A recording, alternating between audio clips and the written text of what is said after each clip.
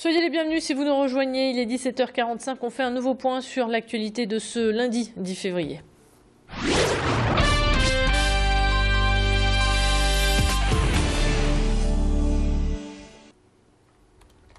Et on démarre cette édition avec l'image du jour. C'est la démolition du poste de frontière franco-belge de Requem. Il était devenu inutile depuis l'ouverture des frontières en 1993. Aujourd'hui, c'est donc une page de notre histoire qui se tourne. Une grue a démarré la démolition ce matin, un chantier qui devrait durer un mois.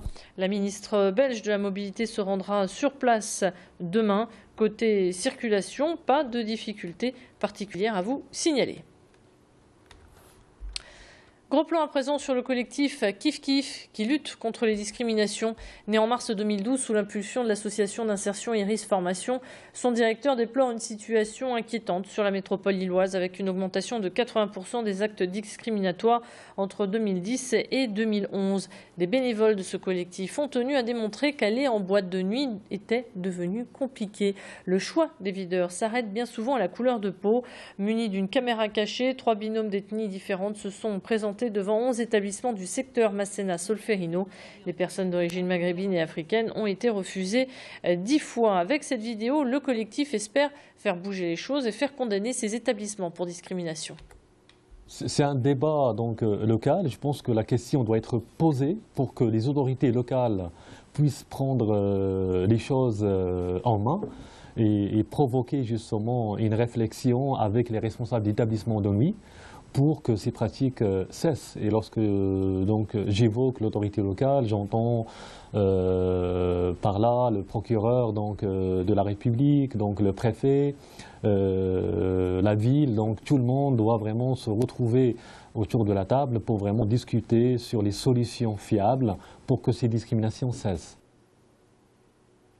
L'art s'invite dans les crèches. Les petits bouts de chou du centre Berlingot à Tourcoing ont eu une agréable surprise aujourd'hui. La visite de cette comédienne qui leur a offert un très joli spectacle. L'idée était de leur donner goût à l'art lyrique et au spectacle vivant, et ce dès le plus jeune âge. Mission plutôt bien réussie puisque les enfants ont manifesté leur envie de participer en applaudissant et en riant. Cette opération de sensibilisation a été un franc succès tant pour les petits que pour les grands. Plus de précisions sur cet événement au micro d'Adélaïde Bollard.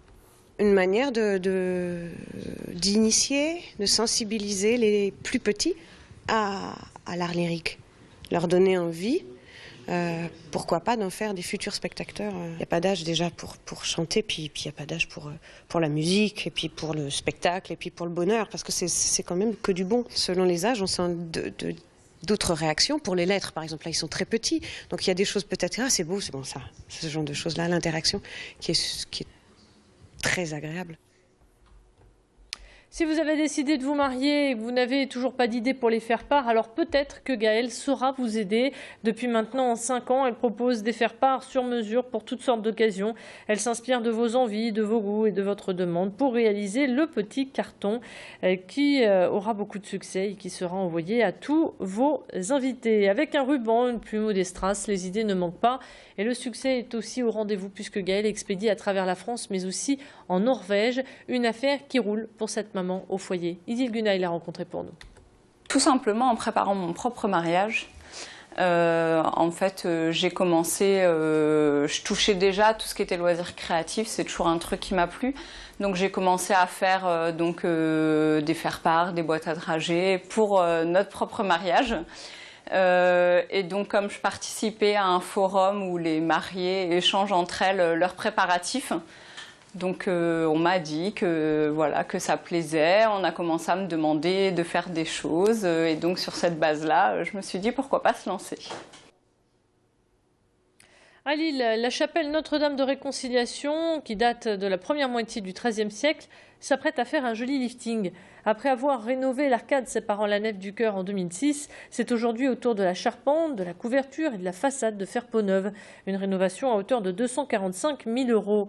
L'État contribue à financer en partie ces travaux, mais pas intégralement. Alors pour couvrir toute cette somme, une vente aux enchères sera proposée le 22 mars prochain au public. 36 personnes ont pour le moment donné un objet de valeur. Une initiative portée par l'association des Amis de la chapelle Notre-Dame de Réconciliation qui œuvre depuis 30 ans à l'entretien de cette petite chapelle. Petit tour d'horizon à présent des objets qui vous attendent au micro de Macha Grunessen. Jusqu'à présent, il y a eu des lustres, il y a des tableaux, des livres, des vases, des bibelots et des choses de qualité. Je pense que la vente sera intéressante et on peut continuer effectivement à en amener, même le matin de la vente, hein, de manière à aider à la restauration de la chapelle, puisque ceux qui donnent un objet vont bénéficier d'un avoir fiscal. Et la chapelle restera fermée pendant toute la durée des travaux, qui s'étendra donc de mars jusqu'au mois de septembre. Un dernier mot de foot pour refermer cette édition, pour vous dire que le LOSC a inscrit sa première victoire de l'année. Les hommes de René Girard ont battu samedi Sochaux 2-0. Lille reste donc à la 3e place sur le podium et affrontera Évian ce dimanche à 16h. On écoute l'entraîneur René Girard lors du point presse. On n'avait pas pris de but, on en a pris. Aujourd'hui, on n'avait pas gagné, on a gagné. On passe à autre chose. On va continuer à avancer et essayer de se libérer à nouveau. Je crois que voilà, on a une dernière ligne droite à faire. Il n'y a pas une pression non plus démesurée.